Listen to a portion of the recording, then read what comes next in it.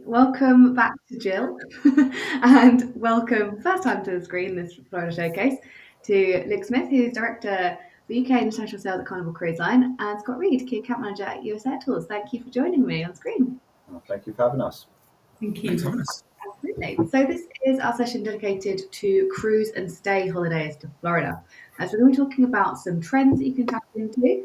The panel is going to be recommending some cruise itineraries out of Florida's cruise ports, as well as the pre and post cruise day destinations that are really going to excite your clients. We're also going to be covering off some top tips for selling Florida cruise and stay holidays in 2025 and beyond that. And if you have any questions throughout the session, as usual, please put them in the chat box. We'll be picking them up as we go. So, Jill, talking about the trends first, we know that recent Visit Florida research shows that cruise and stay holidays are on the rise. Can you tell us a bit more about the findings? Is it visitor volume, visitor spend, and which markets or demographics would you say are booming the most? I'll be honest, we're seeing that boom across all demographics, really. We're seeing a rise across all demand across all demographics, as I say. It was once seen as a holiday for older couples, but we're seeing that isn't really the case anymore. There's so many cruise cabins coming out of Florida now that actually, we're desperate for the UK customers to be filling those and also enjoying Florida before they get onto that ship. So, we just hear that everybody wants to get on a cruise. So let's help them to do that. Yeah, absolutely. I can see why. So, Luke and Scott, have you found this trend is reflected in Carnival and US Air Tours bookings? Luke, shall I come to you first? Yeah, absolutely. Very much so from our perspective. I mean, the vast majority of our bookings in the UK market are dynamically packaged as cruise and stay, just to the nature of the deployment, primarily going from the US. And in Florida in particular, I think this year we had 11 ships out of the Florida region. So it's a huge market for us. And we've seen an increase in recent years, and it continues to get stronger, that the percentage of bookings that are dynamically packaged of a travel agent's business just seems to be completely overwhelming now and on the rise. And it doesn't look like it's going to change anytime soon. And I think that one of the key markets we've seen a real sort of a kind of tangible increase in is the multi-generational family, because especially again in regions like Florida, because it's a destination that offers so much variety and kind of so many different things that will appeal to different people within the family group. And then the cruise works incredibly well as well for the kids, for the parents, for the grandparents. Everyone does their own thing and then comes together and shares that in the evening. So yeah, cruise and stay definitely on the rise. If you're not involved in it yet, then you are missing a big trick. Great. And Scott, what about US Air Tours? Are you seeing a rise in bookings or inquiries for cruise and stay holidays to Florida? Yeah, definitely. So, I mean, our cruise and stay business 23 compared to where we are now in 24, we're just over 35% increase.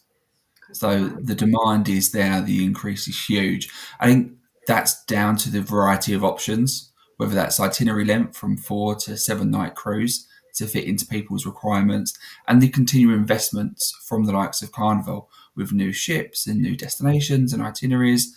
There's just so many options there. But, to echo what Luke said, it's not going away, the cruise and stay market, especially out of Florida. So everyone needs to, be participating. Absolutely, yeah, 35% up. That's incredible. So Jill, coming back to you, before we show a quick video that showcases some of these cruise and stay options, are you seeing any trends in the stay part of a cruise and stay for Brits? I mean, are there any destinations that they're favouring? Have any seen a rise in visitors? I've got to be honest, we haven't got to that granularity of detail just yet, but we're looking into it. And then we see, most of our tour operator partners will offer a 7-night cruise and a 7-night stay, or a 4-night cruise and a 3-night stay. And our aim at Visit Florida would be to up that stay 1 or 2 nights more. We're really keen to show customers what Florida has to offer before they embark or after they disembark. Got that the right way around, haven't I? And we're also really interested in capturing those customers that are true cruisers, but perhaps haven't necessarily thought of cruising out of Florida before as well, and tapping into that whole new booming market. So yes, we're hoping that everybody can start sending their cruises to Florida if that's possible. Great. Okay, so let's take a look at a video that showcases cruises and holidays to Florida.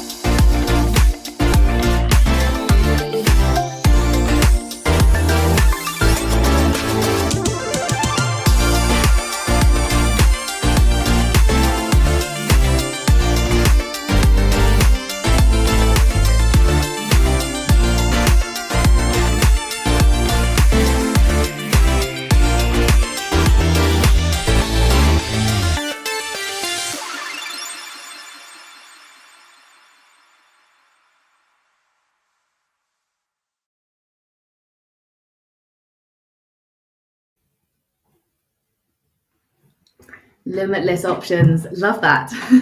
So what I thought we could do for the session is run through those different cruise ports in Florida and talk about the itineraries out of each, as well as the stay options for each destination. So starting with Miami, the big one. Luke, can you tell us about Carnival's cruise itineraries operating out of Miami? So that's, where do they go? How many days are they? How many ships they operate on? And is there any new product that agents should have on their radar?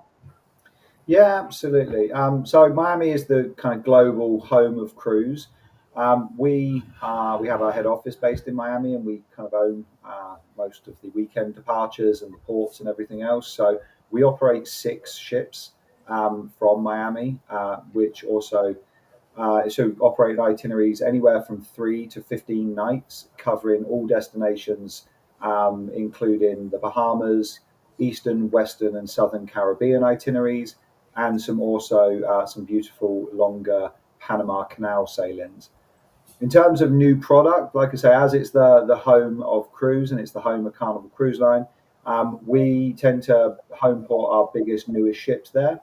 And recently we home ported the incredible XL class ship Carnival Celebration out of Miami. And we also have 5 brand new ships on order.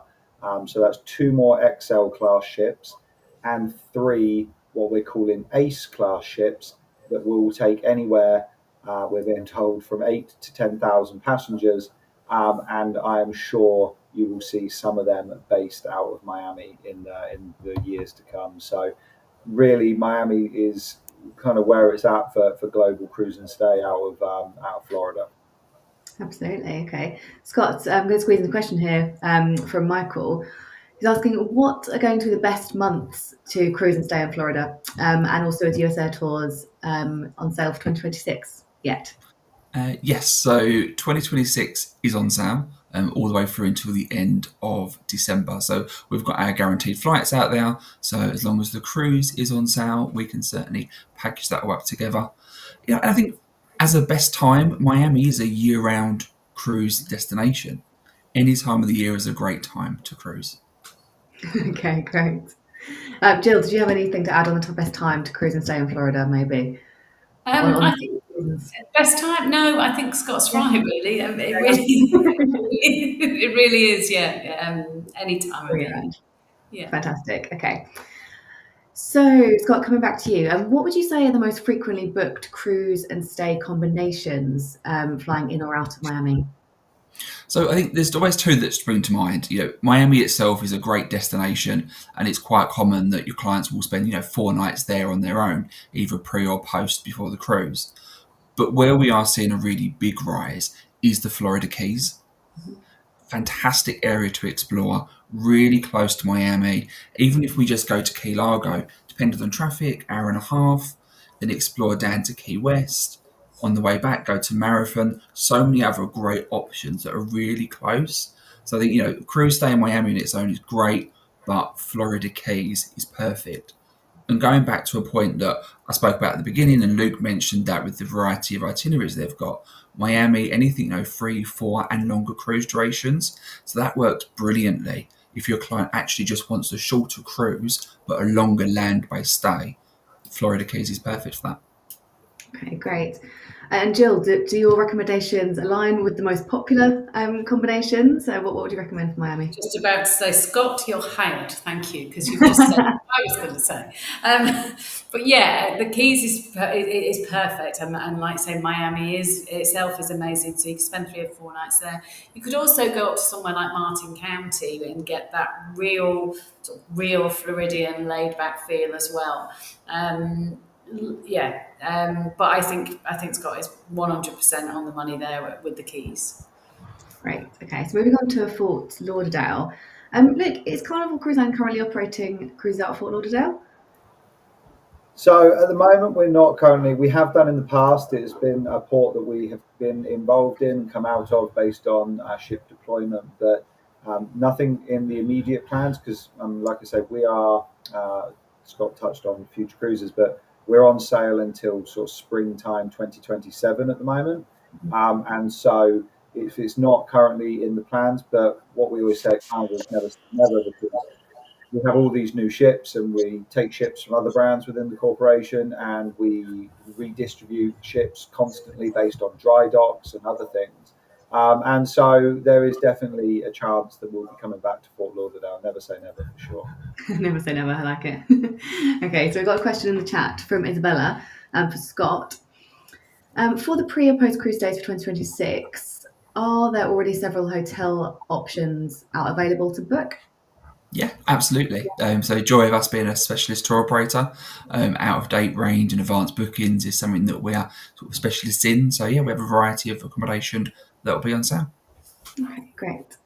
And then Jill, coming back to you, what pre or post cruise days would you recommend for clients who are flying in or out of Fort Lauderdale or sailing out of Fort Yeah, Lauderdale? yeah. I mean, the Everglades National Park is easily accessible from Fort Lauderdale, so that's probably the first thing that will be on the list. The coastline around there, you saw in the footage earlier on, is just beautiful. So a beach extension in one of those beach communities up there, Hollywood Beach, somewhere like that. You could also quite easily go across from Fort Lauderdale to the west coast if you wanted to. So a couple of hours and you'd be in Naples, Fort Myers as well, along Alligator Alley, which I was just talking about in the previous session. So again, you can get to some really amazing places within a couple of hours. And Fort Lauderdale also is on the Bright Line as well. So obviously you could go up to Orlando if you wanted to. Yeah, I can see Debbie in the chat has mentioned Brightline, saying I had a client use it successfully, so that's great to hear. That's really good to hear. Yeah. So Scott, coming back to you, what options would you recommend for Fort Lauderdale as part of a cruise and stay combo? Yeah, I mean, Jill and I are doing a great job talking about You're each in other's line. That's itinerary great. I options, mean, it which must be which the is right great answer. though. It just shows that great minds think alike. We're on the same page of what's the popular options. But exploring the Everglades, heading over to the other side of Florida. Fort Lauderdale itself, again, great destination. Venice of America, a lot more to do there than just the beaches. And we've touched on Brightline, excellent product and a great way to base yourself in Fort Lauderdale, but still easily explore up to Orlando, even pop down to Miami for a day. Mhm. Really accessible. Wow, it is. Okay, so Jill, we know that the longer a visitor stays in the destination, the better it is, because it avoids economic leakage, makes sure that it's benefiting the destination they're visiting. What would be your top tips for encouraging clients to make these pre or post cruise stays longer? I mean, I would think about hiring a car because then they can get Mhm. out and see a lot more as well, or they can use the Brightline, which we've talked about. We also know that we know that customers who travel around more and see more are more likely to repeat book. So absolutely, we want them to stay. I would also maybe look at what sporting events and festivals and concerts are on around about their cruise time, because I think if you can hook them in with something like that and say, look, if you stay an extra 2 nights or something, you get to see the Super Bowl or the Formula One in Miami, for example, or something like that, that might just give them that added impetus to say, well, we've come all this way. We might as well stay another couple of nights and then we get to experience something amazing in Florida as well. So that's one way. I'd also look at our Michelin guide. If you've got customers that are foodies, you could also say, did you know that when you get off, you can go to this amazing restaurant? That amazing restaurant, we can book that for you. Just gives them that reason to stay a bit longer. Okay, great. Then moving on to Orlando then. Luke, tell us about Carnival's itineraries out of Port Canaveral. And do they differ from those coming out of Miami? If so, how? Or if not, how would you recommend a client chooses between the two departure points? Yeah, absolutely. I mean, Orlando's obviously amazing. It's one of the kind of key headline grabbers, but it's there are certainly subtle differences between the cruises we operate from Orlando and Miami. With the main ones being, I would say, the variety of itinerary from Orlando. Whilst we still operate a range of Bahamas and Caribbean itineraries, we also offer a wider range of our longer journeys sailings. So we class anything over sort of 9 or 10 nights as in this collection of journeys sailings. But it really depends on what the customers are looking for them cruise, right? And in cruise and stay experience, in terms of why they would pick each departure port. Miami is the vibrancy and the nightlife and perfect for shorter stay options, and all the things that Jill and Scott talked about. Whereas Orlando has all the big attractions at Universal, Disney, making it ideal for that longer land stay. Obviously, got the Space Coast and things as well. What I would say though is that with the introduction, we talked about Brightline.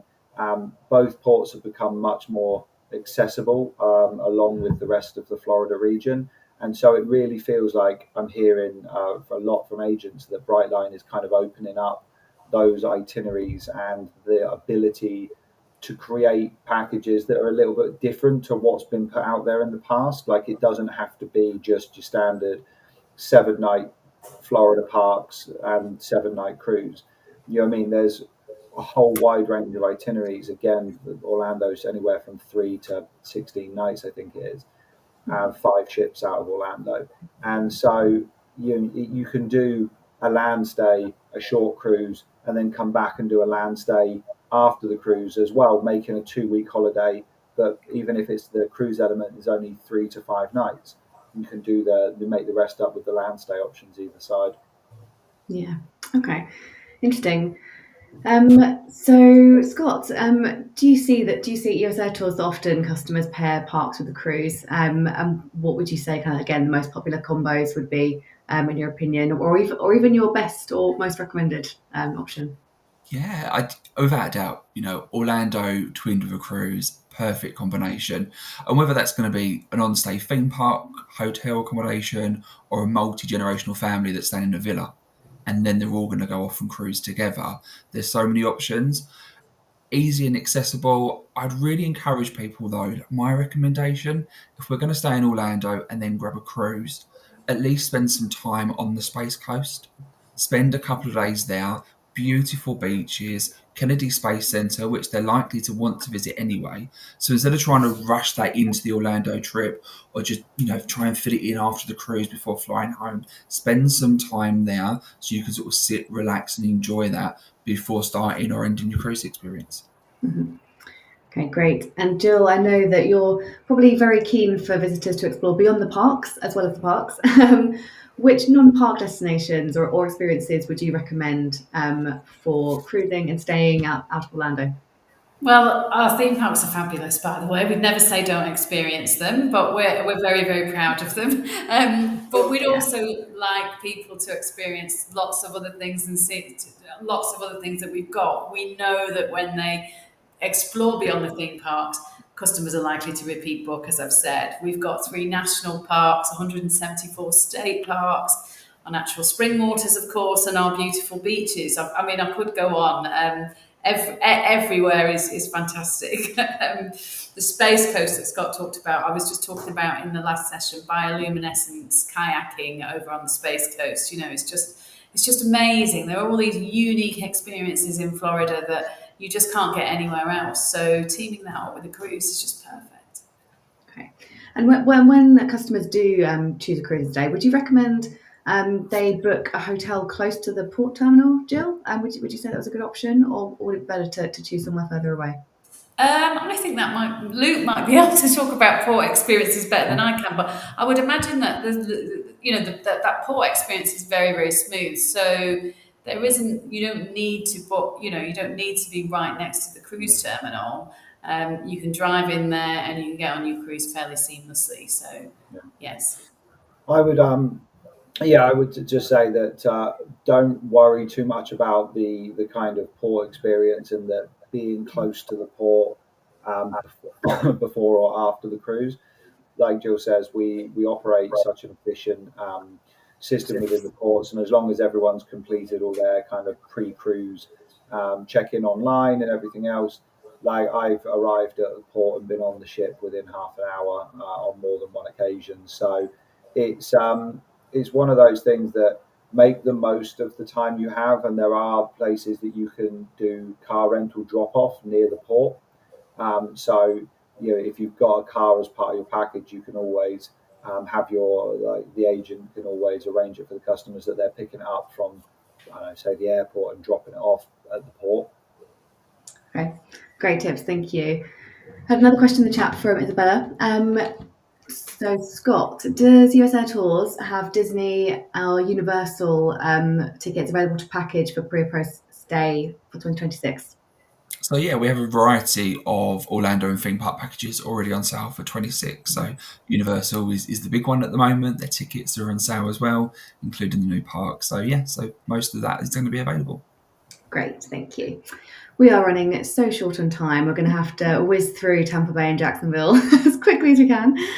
So Luke, coming back to you, can you just give us a very brief overview of the kind of itineraries out of Tampa Bay? Yeah. So it's a lovely port. We operate 3 ships out of Tampa between 4 and 14 night itineraries. And the ones that really stick out for me from Tampa are the 3 dates we've got in 2025 that offer Panama Canal sailings. So it's a really bucket list destination. There's 2 8-night sailings and a longer full transit 14-night sailing as well. And all of them take in the beautiful ports in Costa Rica, which is somewhere that's kind of always struck me as somewhere quite beautiful and interesting to visit. So Tampa's a lovely kind of destination-focused port in Florida for us. It sounds fantastic. And Scott, what recommendations do you have for cruise and stay out of Tampa? Has to be city and beach. I think if you're going to cruise out of Tampa, you've got to stay in the city for a few days. Easy to get around. Their free Tico streetcar is a must. You've got Ybor City, the Riverwalk, and then being that close to the Gulf, to be Clearwater or St. Pete's, and not actually go and park yourself there for 3 or 4 nights before or after and enjoy it is a sin. So it must be done. City and beach for sure if we're cruising out of Tampa. Amazing, thank you. And then Jill, in terms of Jacksonville, am I right in thinking that flies a little under the radar for Florida cruise and stays? It does, yeah, and it's the home of the Jacksonville in as a stay without a cruise, actually, is it flies under the radar for the UK, if I'm honest, up on that North Atlantic coast. It's the home of the Jacksonville Jaguars for a start. So again, to my point about sporting events, etc., you've got somebody who's a sports fan, you can take in a football game while you're there. It's also really accessible to Amelia Island, which is a beautiful barrier island off the northeast coast, and also St Augustine, which is what's our most historic city in Florida as well, with beautiful beaches as well. So lots again to do and get out and see around Jacksonville. Yeah. Okay, great. And Scott, what about US Air Tours, and what would you recommend for Jacksonville cruising stays? Yeah, I mean Jacksonville, it does, as Jill said, does fly under the radar a little bit. As a destination, I'm sure Jill will correct me. I'm pretty sure it's the biggest city It um, is. Yeah. out in Florida. There we go. So lots to see and lots to do. Then if we're going to have a cruise and stay from there, easy to potentially twin it with Daytona Beach, especially if we're driving up from Orlando. If we're using that as their gateway in and out.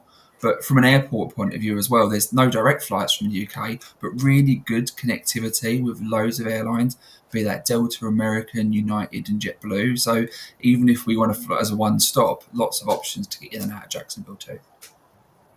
Brilliant, thank you. I'm going to have to wrap us up there, unfortunately. I could talk to you guys forever, but I won't, I promise. So thank you for your time. Really appreciate all of your insight and knowledge. And we'll move on to the first training session of the day, which is going to be with Daytona Beach. So we'll move through into that now. And don't forget to look at the questions in the polls tab for the opportunity to win those prizes that we have up for grabs as part of the Visit Florida Showcase.